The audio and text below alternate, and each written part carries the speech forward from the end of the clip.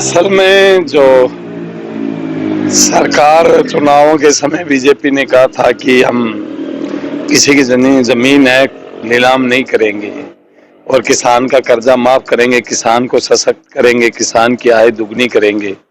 अब वो कुछ है नहीं, इसलिए हम लगातार ये बात कह रहे हैं कि इस जो नोटिस प्रक्रिया है केसीसी की है, आपकी ये सहकारी भूमि विकास बैंक ने कल जो अखबार में निकाला है कि 20 काश्तकारों के नाम, उनका एड्रेस, उनका काम सब लिखा है, किसान को बेइज्जत करने का काम किया जा रहा है। और जब दबाव बनता है किसानों का, लोगों का, किसान संगठनों का, तो वापस कर लेते हैं। तो ये स्थिति हनुमानगढ़ में चल रही है और हनुमानगढ़ में ये तय हो गया है, मैं आज आपके बीच में कह रहा हूं कि किसान की जमीन को हड़पने की एक कोशिश शुरू कर दी है, एक साजिश उन्होंने शुरू की दी है। इसलिए जो भी केसीसी के मामले हैं उनको डीआरटी कोर्टों में भेजा जा रहा है।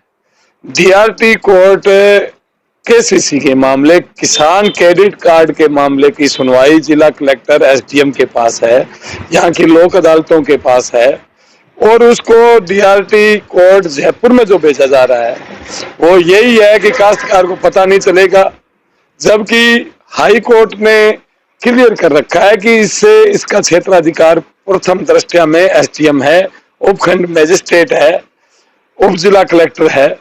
उसके बाद में वो निर्धारित रकम के बाद में वो वहां जाएगी, लेकिन ये तमाम मामले जो अभी है वो भेजे जा रहे हैं। धौलीपाल का प्रकरण हुआ है, अभी रावतसर का, हनुमानगढ़ के पीलीभंगा के किसानों का जो प्रकरण हुआ है, इस बात को लेकर हम 27 तारीख को मीटिंग कर रहे हैं और तमाम किसान संगठनों को बुलाया, एक बड़े आंदोलन की हम शुरुआत करेंगे।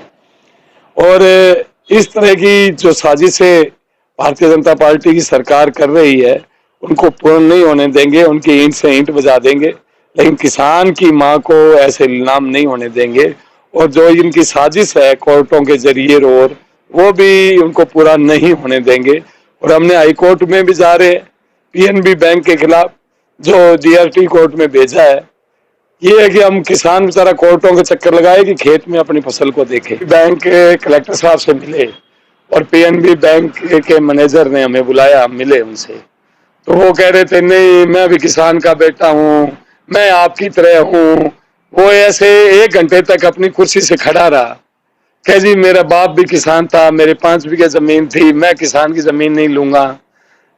ये बात उन्होंने कही है और हमने उनको कह दिया है कि आपकी ये मनमानी नहीं चलेगी और हम नहीं चलने देंगे।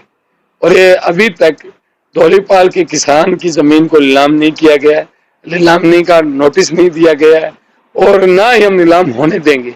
अभी उसका नोटिस वसूली के लिए दिया गया है जो डीआरटी कोर्ट द्वारा आया है। डीआरटी कोर्ट को हम नहीं मानते, हम यहाँ सड़कों पर संघर्ष करेंगे, साथ में हाईकोर्ट में भी जाएंगे। यहाँ के पीएनबी बैंक के मैनेजर को, धौलीपाल ब्रांच का जो पीएनबी का मैनेजर है उसको हमने पार्टी बनाया है कि आपको एसडीएम के पास जाना था, स्थानीय लोक अदालत के पास जाना चाहिए, तो वो आप नहीं गए हो और डायरेक्ट डीआरटी कोर्ट में गए। इसका हम विरोध करते हैं।